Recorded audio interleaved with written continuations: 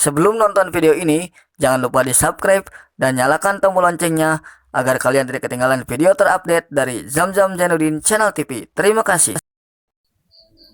Bismillahirrahmanirrahim. Assalamualaikum warahmatullahi wabarakatuh. Halo para subscriber, para penonton channel YouTube Zamzam Zainuddin Channel TV dimanapun Anda berada. Senang sekali saya dapat menjumpai Anda kembali di sini di channel YouTube Zamzam Zainuddin Channel TV.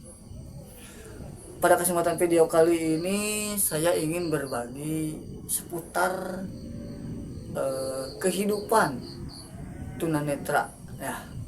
Nah, kehidupan intinya seorang penyandang disabilitas ya, bukan tunanetra, lebih tepatnya semua anak yang mengalami intinya anak berkebutuhan khusus atau penyandang disabilitas ya.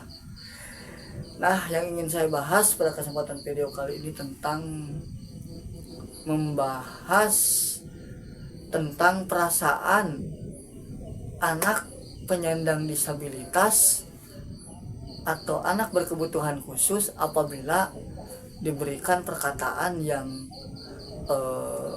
tidak mengenakan bagi si anak disabilitas itu. Nah, saya di sini akan membagi beberapa poin ya. Sebentar teman-teman, saya berpikir dulu. Mungkin akan berbagi 3 ya untuk sementara ya. Saya akan mencoba membahas 3 poin. Yang pertama itu adalah perasaan ketika mendapat hinaan. Yang kedua adalah ketika mendapatkan sesuatu yang membuat dia tidak enak, atau istilahnya amit-amit ya, diamit-amitin ya.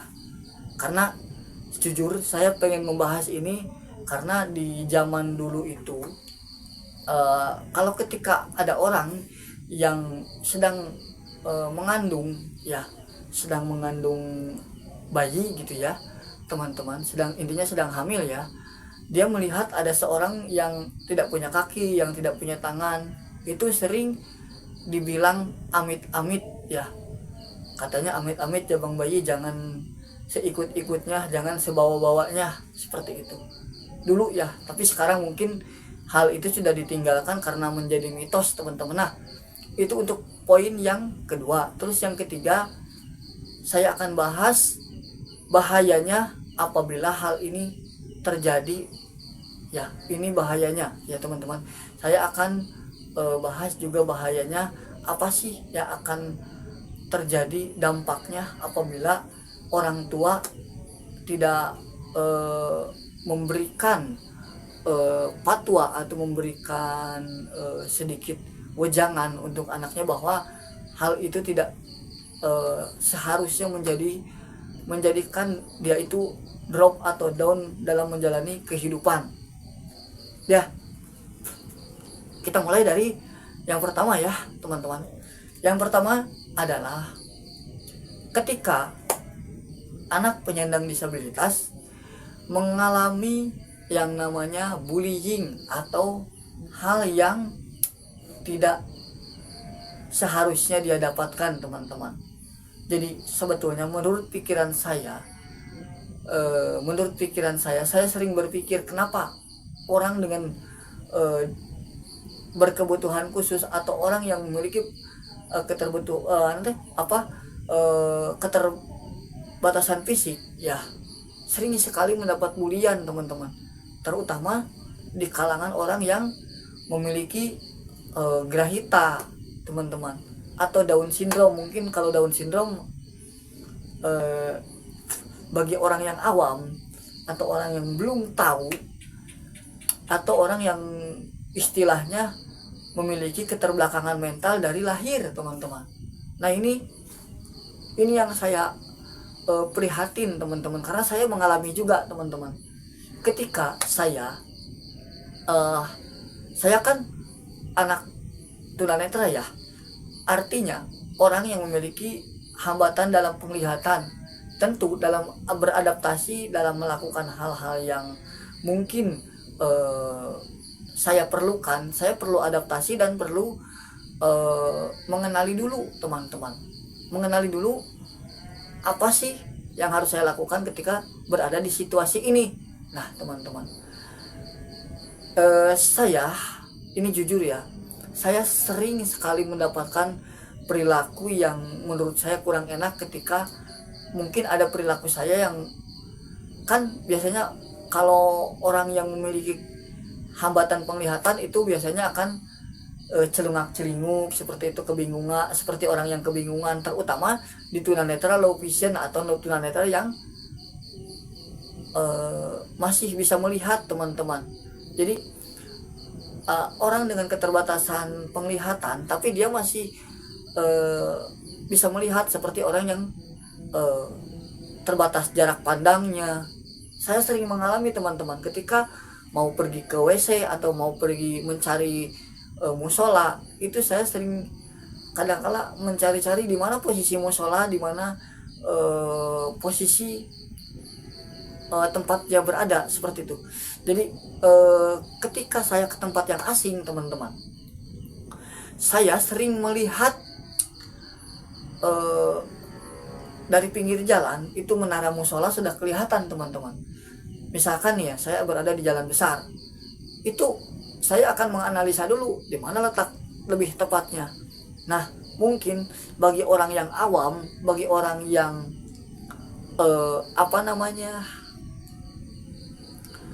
bagi orang yang tidak tahu teman-teman, perilaku orang penyandang disabilitas netra yang memiliki hambatan jarak pandang ini ya, mungkin dikiranya itu saya orang error teman-teman, dikiranya orang yang tidak punya pikiran yang waras seperti itu. Tapi balik lagi teman-teman, yang saya rasakan kenapa gitu kan respon orang ini seperti ini. Bahkan ketika saya bertemu dengan salah satu teman atau orang, wajar kan ya kalau orang disabilitas itu biasanya tidak saling membuli terhadap orang yang memiliki Down syndrome atau grahita atau semacamnya teman-teman. Jadi baik maupun itu tunagrahita, baik maupun itu tunarungu, tunawicara, atau orang yang memiliki keterbelakangan mental, cenderung lebih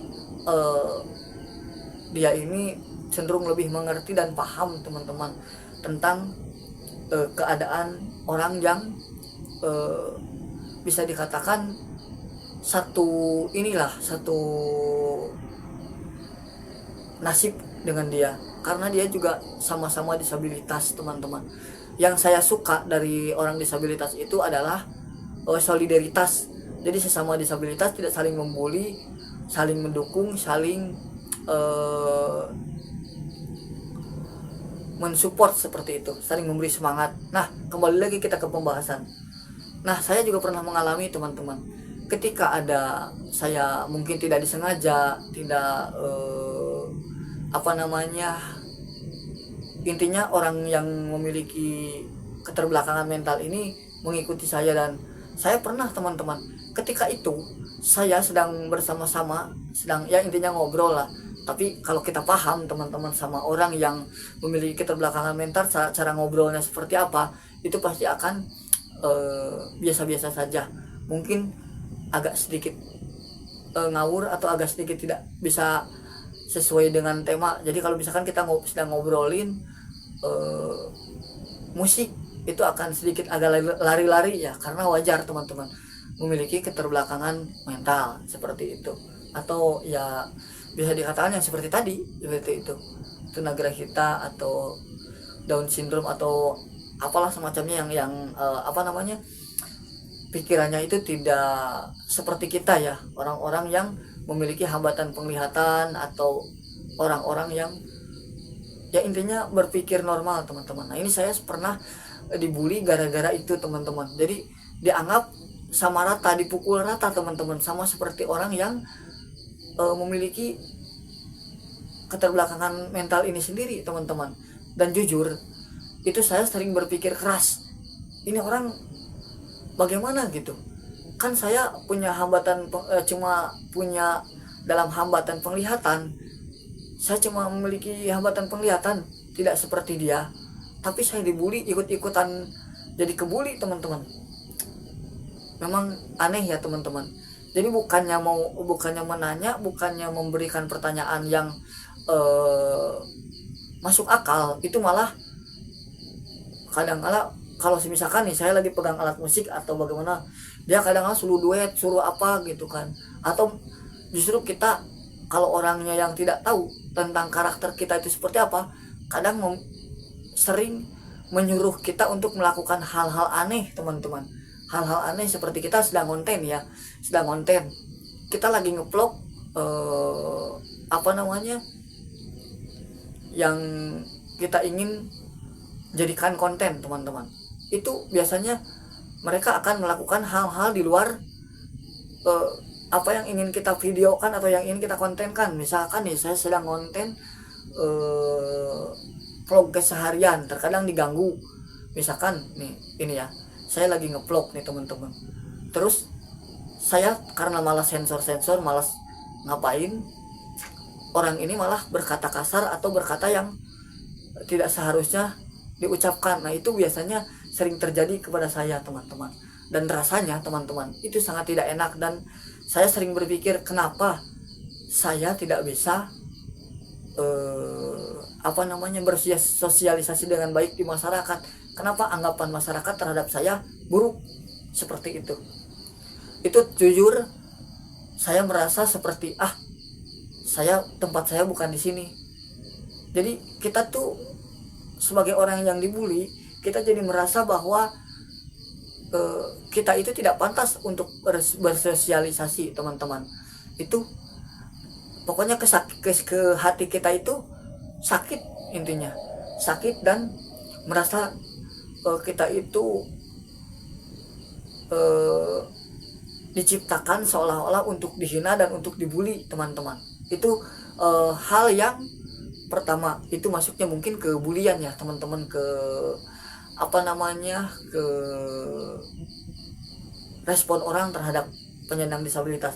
Kemudian yang kedua, yang tadi adalah orang yang memiliki keterbatasan fisik, ketika ada orang yang hamil terus di luar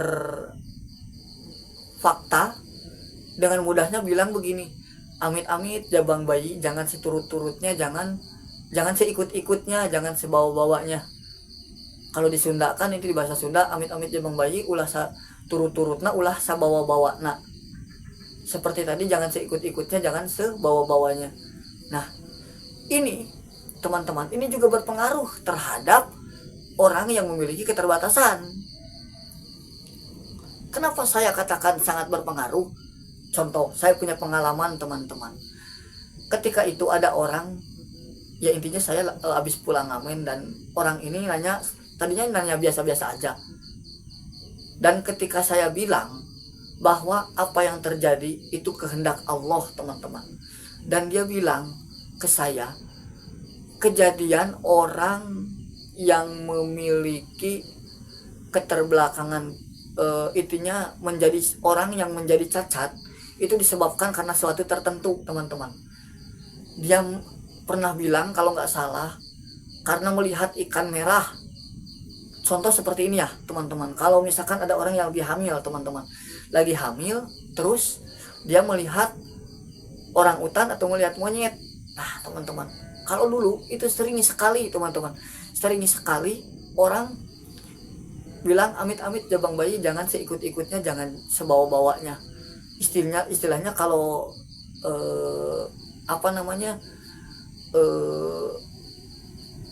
itu di perancahan atau dikasih sesuatu yang menurut saya sih, kalau menurut saya ini ya, pendapat saya belum tentu teman-teman. Karena orang menjadi disabilitas atau tidak, menjadi cacat atau tidak bawaan dari lahir, lahir ya, itu merupakan kehendak dari Yang Maha Kuasa. Kalau Allah sudah menakdirkan kita terlahir seperti itu, jadi intinya ini orang tidak bisa menerima ketentuan dari Allah. Karena sejatinya teman-teman, kalau kita mau berpikir secara logis, itu kita diciptakan oleh Allah itu pasti ada eh, apa namanya, ada sesuatu di balik itu, tapi namun kita tidak akan tahu karena itulah rahasia Allah, teman-teman. Nah, sekarang yang terjadi, saya akan bahas apa yang terjadi ketika orang diberikan amit-amit seperti itu. Contohnya orang yang memiliki tidak punya kaki, tidak punya tangan, terus ada orang di depannya yang bilang, amit-amit ya Bang Bayi, jangan seikut-ikutnya, jangan sebawa-bawanya. Nah, apa sih bahayanya, teman-teman? Bahayanya yang pertama adalah orang yang diucapkan ucapan seperti itu, ya, yang diucapkan ucapan seperti itu, nanti perasaannya dalam hatinya akan menyalahkan kepada orang yang bilang seperti itu. Jadi mereka akan dalam hatinya akan bercampur aduk, teman-teman. Akan bercampur aduk, bilang begini, ya Allah kenapa saya diciptakan begini, ya Allah kenapa saya harus harus terlahir seperti ini, kalau misalkan saya akan menyebabkan dampak buruk bagi orang lain, saya lebih baik mati saja. Nah ini teman-teman, bahaya, teman-teman, bahayanya. Kenapa saya katakan bahaya? Karena teman-teman, perlu teman-teman ketahui, ketika orang sudah memiliki perasaan seperti ini, sudah down, sudah turun, dia akan merasa bahwa dia ini akan menjadi penyebab cikal bakal terlahirnya orang seperti dia. Contoh seperti tadi ya teman-teman, ada orang yang diamit-amitin, orangnya tidak punya kaki, tidak punya tangan, teman-teman. Tidak punya kaki, tidak punya tangan, diamit-amitin, teman-teman. Aduh, ya Allah, menyedihkan sekali, teman-teman. Itu, teman-teman, yang menyedihkannya. Dia akan merasa bahwa orang-orang cacat terlahir ke dunia ini, dulunya orang tuanya akibat melihat dari melihat orang ini, teman-teman. Jadi seperti itu, paham ya? Saya ulangi sekali lagi. Orang yang memiliki kandungan terus melihat orang yang tidak punya kaki, tidak punya tangan.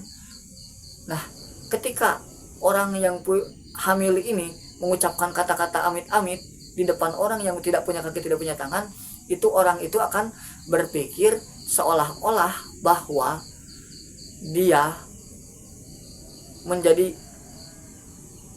sesuatu yang akan menjadi penyebab anak yang ada dalam kandungannya itu terlahir cacat, teman-teman. Paham ya? Dia akan merasa menjadi penyebab anak yang dikandung oleh orang yang mengucapkan amit-amit itu terlahir cacat, kalau memang itu terjadi, teman-teman. Tapi fakta dan realita di lapangan tidak seperti itu, teman-teman. Banyak, teman-teman, guru-guru SLB, kepala sekolah, orang yang mendirikan pendidikan untuk anak-anak penyandang disabilitas, toh anak-anak mereka tidak menjadi cacat, teman-teman. Kenapa?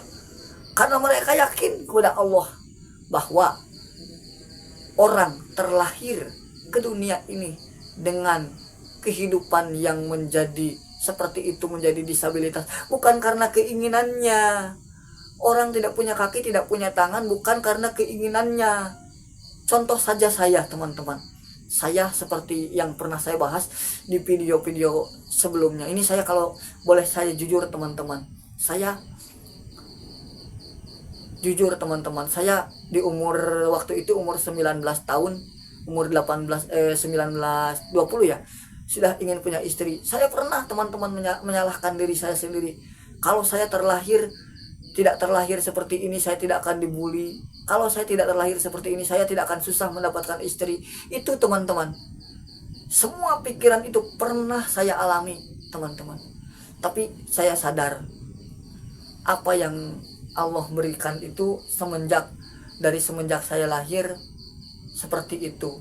Memang itu sudah menjadi kehendaknya. Namun di balik itu semua, teman-teman, kemungkinan ada orang yang tidak tahu, ada yang tidak orang tahu dari kehidupan itu, bahwa kita hidup menjadi cacat itu bukan karena kehendak kita sendiri, teman-teman. Jadi paham ya teman-teman untuk poin yang kedua ini. Sebentar teman-teman. Alhamdulillah ya. Allahu Akbar. Allahu Akbar. Alhamdulillah.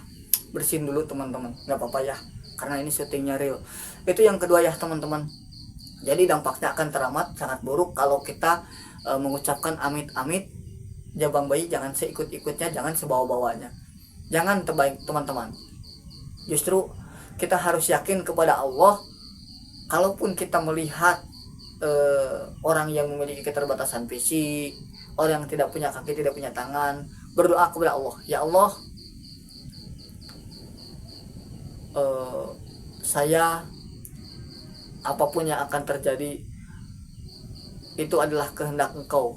Jadi teman-teman, intinya kita jangan berpikir negatif dulu ya. Jangan berpikir kalau kita melihat orang yang tidak memiliki keterbatasan fisik, yang tidak punya kaki, tidak punya tangan, itu akan menjadi penyebab kepada janin kita atau bayi yang kita kandung itu menjadi sama seperti dia. Jadi buat ibu-ibu di sana, di luar sana, pesan tolong ya, itu tolong dijaga etika, tolong dijaga mulutnya. Kalau bisa jangan diamit-amitin lah, karena memang ya siapa yang ingin gitu teman-teman menjadi itu. Jadi buat ibu-ibu di luar sana, kalau yang sedang mengandung anak, yakinlah dalam hati bahwa anak kita itu akan baik-baik saja dan tidak akan seperti orang itu teman-teman ya. Karena hati kita itu harus terfokus kepada Allah. Yakinlah teman-teman bahwa Allah tidak akan menciptakan anak kita itu sama seperti orang yang kita lihat. Jadi anggap saja itu terjadi hanya kebetulan saja teman-teman ya. Jadi bagaimana ya teman-teman, kalau saya bingung juga teman-teman. Bingungnya itu karena memang bingungnya ini dampaknya sangat buruk sekali teman-teman. Dampaknya ini sangat tidak baik untuk orang yang memiliki keterbatasan fisik itu sendiri.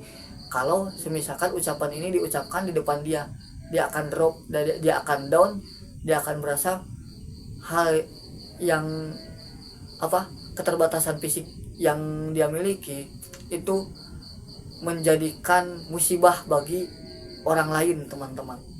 Itu untuk yang kedua ya. Jadi pesan sekali lagi buat ibu-ibu di luar sana, tolong kalau bisa jangan mengucapkan kata-kata itu lagi. Yakin saja kepada Allah bahwa anak kita yang kita kandung akan baik-baik saja. Jadi intinya berdoalah kepada Allah teman-teman. Jadi apapun yang terjadi, serahkan semuanya kepada Allah teman-teman ya. Jadi intinya jangan berpikiran hal-hal yang negatif. Berpikir yakin kalau anak kita itu akan terlahir normal teman-teman. Nah stop, kita next ke bahasan yang terakhir, yang ketiga. Nah yang ketiga ini adalah bahayanya teman-teman ya. Bahayanya orang membuli penyandang disabilitas atau orang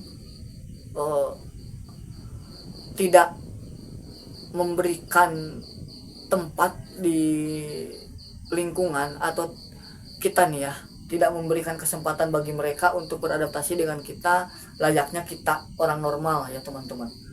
Ini dampaknya anak yang memiliki keterbatasan fisik akan lebih cenderung mengurung diri teman-teman di kamar, akan lebih tidak ingin bergaul, akan lebih drop. Jadi dia akan berpikir, saya ngapain harus main keluaran sana, saya ngapain harus keluar, toh saya pasti kalau keluar akan dibully. Nah teman-teman, ini bahayanya akan menyebabkan si anak susah bergaul teman-teman. Nah terus apa dan bagaimana cara menanggulangi bahaya ini? Dengan support dari kedua orang tua dan lingkungan. Jadi ketika kita menemukan orang yang memiliki keterbatasan fisik, ya kita harus maklumi teman-teman. Ketika kita melihat orang dengan Down syndrome, kita harus maklumi karena itu bukan keinginan dia, itu kehendak Allah.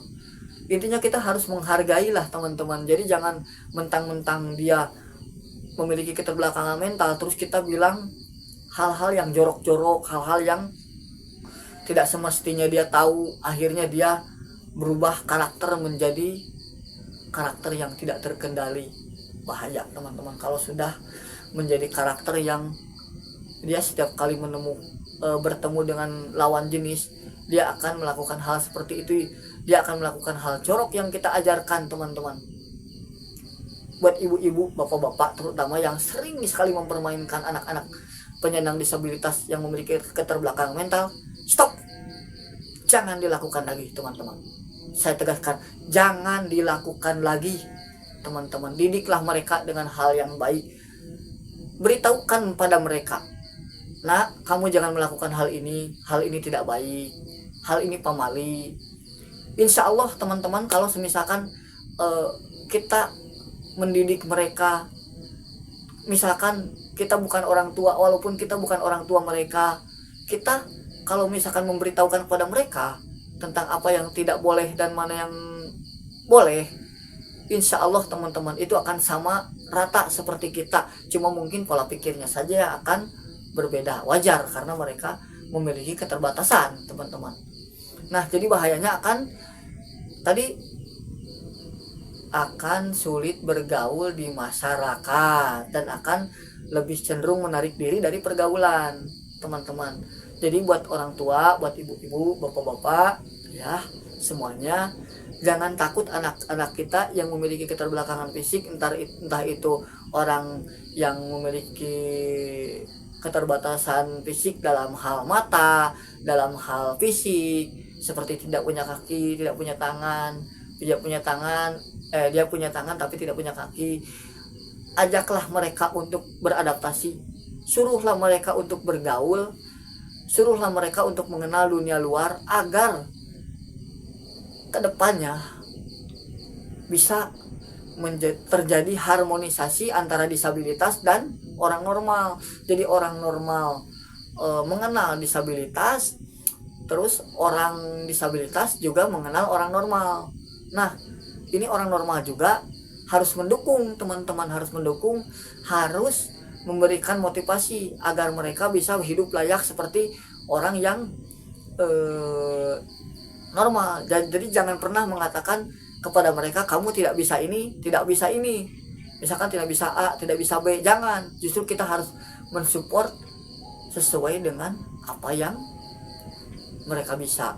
Jadi kita harus mensupport kepada mereka agar mereka itu merasa percaya diri teman-teman, untuk bisa melakukan aktivitas seperti orang normal pada umumnya. Jadi intinya orang yang memiliki keterbatasan fisik tidak terhambat dengan keterbatasannya, orang normal juga seperti itu, bisa menghargai kehidupan orang yang memiliki keterbatasan fisik. Nah kembali lagi bahayanya teman-teman, bahayanya ini terakhir ya teman-teman, bahayanya selain daripada mereka akan menarik diri dari pergaulan, itu perasaan mereka akan merasa bahwa mereka tidak pantas hidup di dunia ini. Mereka akan paling nekatnya teman-teman, mereka akan bunuh diri teman-teman, akan bunuh diri dan akan berusaha untuk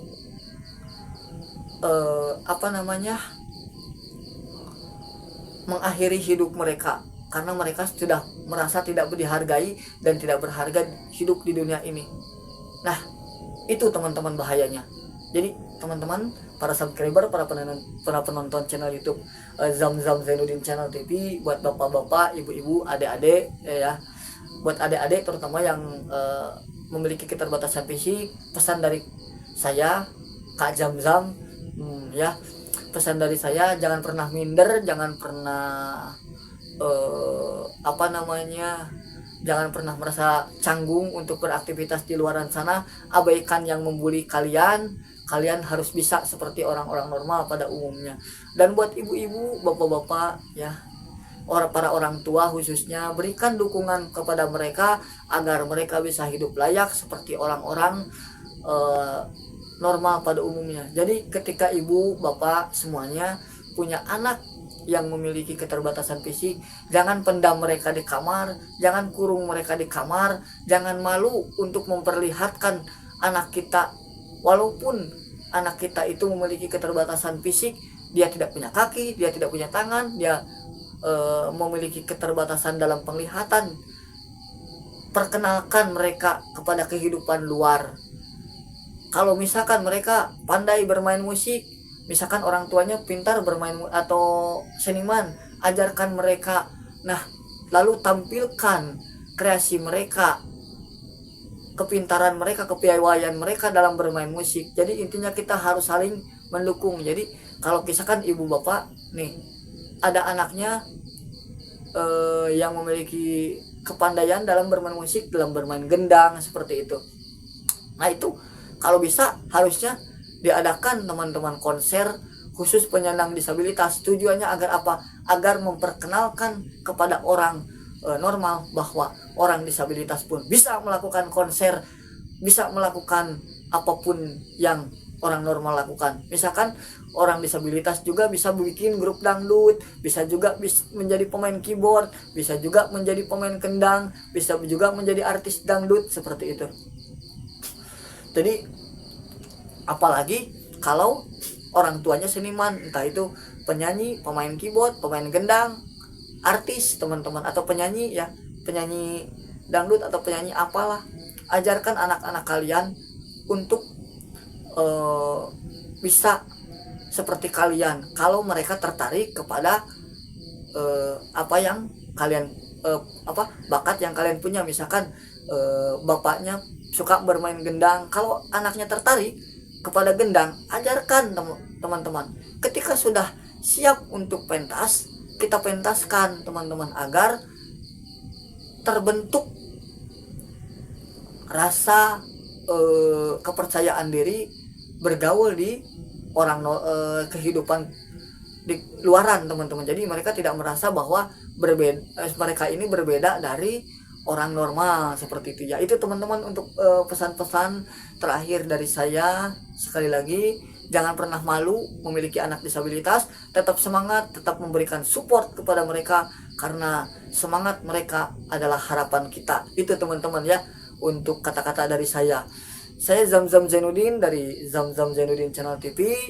Sebelum saya undur pamit, sekali lagi teman-teman, bagi ibu bapak, bagi rekan-rekan semuanya, orang-orang normal, kalau bisa ya, kalau ada anak-anak yang berbakat dalam dunia musik, ini harapan saya kedepannya ada ya teman-teman, konser dangdut atau elektron disabilitas. Karena setahu saya belum ada ya teman-teman untuk personil grup elektron atau organ yang personilnya semuanya itu pemainnya itu tunanetra. Di daerah saya belum pernah ada yang tampil. Nah, kalau ada di daerah kalian berikan kesempatan kepada mereka yang disabilitas untuk tampil agar orang disabilitas tidak dianggap sepele. Jadi walaupun mereka misalkan personilnya ini semuanya tunanetra, tapi mereka bisa pentas seperti layaknya orang-orang normal pada umumnya. Itu saja pesan-pesan dari saya. Jadi kalau bisa teman-teman yang normal dukung mereka untuk mengadakan konser agar kreativitas atau keahlian mereka, baik itu dalam bermusik, baik itu apapun itu bakatnya, agar bisa dikenal oleh orang luas, oleh orang normal seperti itu. Oke teman-teman, itu saja yang dapat saya sampaikan. Kurang lebihnya mohon maaf apabila ada salah-salah kata, apabila ada perkataan yang kurang berkenan atau penyampaian yang tidak pas. Wajar kalau saya salah, karena saya manusia biasa teman-teman. Jadi jika ada penyampaian materi atau pembahasannya yang kurang pas, saya mohon maaf yang sebesar-besarnya. Saya Zamzam Zainuddin dari Zamzam Zainuddin Channel TV mengucapkan undur pamit. Billahi taufiq wal hidayah. Wassalamualaikum warahmatullahi wabarakatuh. Sampai jumpa di next video, dan sampai jumpa di video-video selanjutnya. Tentunya bersama saya Zamzam Zainuddin dari Zamzam Zainuddin Channel TV. Salam disabilitas.